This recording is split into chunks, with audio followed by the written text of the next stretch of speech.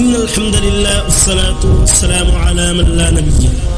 শুরুতে স্বাগতম জানিয়ে শুরু করছি আজকের এপিসোড। প্রতি সপ্তাহে নয়, আজকেও এই সপ্তাহ একটি গুরুত্বপূর্ণ বিষয় নিয়ে আপনাদের মাঝে হাজির হয়েছি, আর তা হলো নবুয়তের দাবিদার মিথ্যাবাদী বুশ। সেদিন বুশ কি বলেছিল এ সম্পর্কে আমি মনে করি এই বিষয়টি প্রত্যেক ইমানদারদের জন্য খুবই গুরুত্বপূর্ণ একটি বিষয়, যা তাদের অর্থাৎ আল্লাহর শত্রুদের প্রত্যয় পরিকল্পনা সম্পর্কে কিছু আলোচনা, যা আল্লাহর শত্রুদের প্রত্যয় পরিকল্পনা সম্পর্কে ইমানদারদের কিছু ধারণা হবে, যাতে তারা বুঝতে সক্ষম হয় যে যুদ্ধটিকে তারা কোনোই গুরুত্ব দিচ্ছে না এবং যাকে রাজনীতি নাম দিয়ে নিজের আঁচল বাঁচানোর চেষ্টা করেছে কাফের বিশ্ব, সেই যুদ্ধটিকে কোন চোখে দেখছে।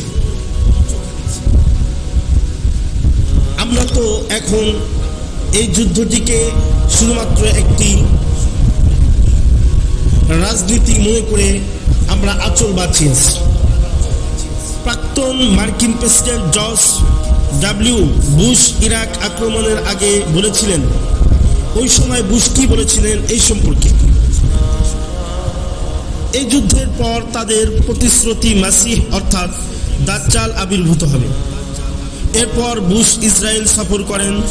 মার্কো টাইমস এর রিপোর্ট অনুযায়ী এই সফরের সময় এক বৈঠকে, যেখানে ফিলিস্তিনি সাবেক প্রধানমন্ত্রী মাহমুদ আব্বাস ও হামাস নেতাও উপস্থিত ছিলেন, বলেছেন, বর্তমান পদক্ষেপে আমি সরাসরি খোদা থেকে শক্তি অর্জন করেছি।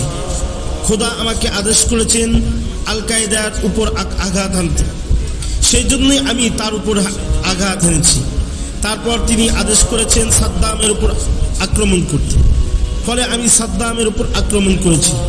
এখন আমার দৃঢ় প্রতিজ্ঞা হলো আমি মধ্যপ্রাচ্যের সমস্যা সমাধান করব।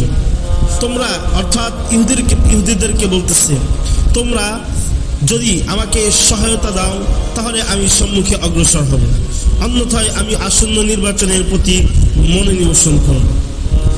বুশের এই বক্তব্য প্রতিজন সেই ইমানদারদের চোখ খুলে দিবে। আমি মনে করি বুশের এই বক্তব্য প্রত্যেক ইমানদারদের জন্য চোখ খুলে দেওয়ার জন্য এটা যথেষ্ট, যারা বিশ্বময় চলমান জিহাদগুলোকে বিভিন্ন অভিধায় ভূষিত করে বদনাম করেছে কিংবা নিজেকে সেগুলো থেকে সম্পর্কহীন করে ফেলেছে।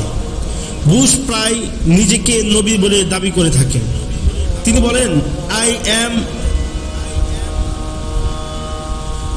মেসেঞ্জার অফ গড, আমি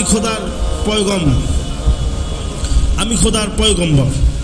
বুশের খোদা ইবলিস বা দাজ্জাল, যে তাকে সরাসরি আদেশ নির্দেশনা দিয়ে থাকে। পবিত্র কোরআনে আল্লাহ তাআলা বলেছেন, নিশ্চয় শয়তানরা তাদের বন্ধুদেরকে আদেশ করে থাকে, আর বুশ এ যুগের জগতের সবচেয়ে বড় মিথ্যাবাদী। ফ্রি থটস টুডে এর সম্পাদকের মত, প্রেসিডেন্ট বুশের মতো ধর্মীয় প্রেসিডেন্ট আমি এর আগে কখনো দেখিনি। তিনি একটি ধর্মীয় মিশন নিয়ে কাজ করেছে। আপনি ধর্মকে তার সমরনীতি থেকে পৃথক করতে পারবেন না।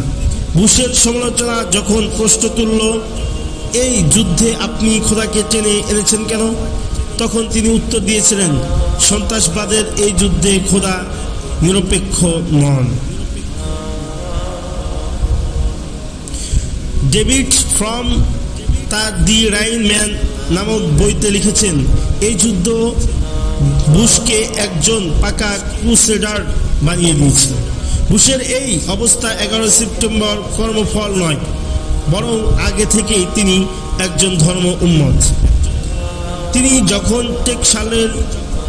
যখন টেক্সাসের গভর্নর ছিলেন তখন বলেছিলেন, আমি যদি ভাগ্যলিপির উপর যা সকল মানবীয় পরিকল্পনাকেও এক ধারে সরিয়ে দেই বিশ্বাস না রাখতাম তাহলে আমি কোনো দিনও গভর্নর হতে পারতাম না।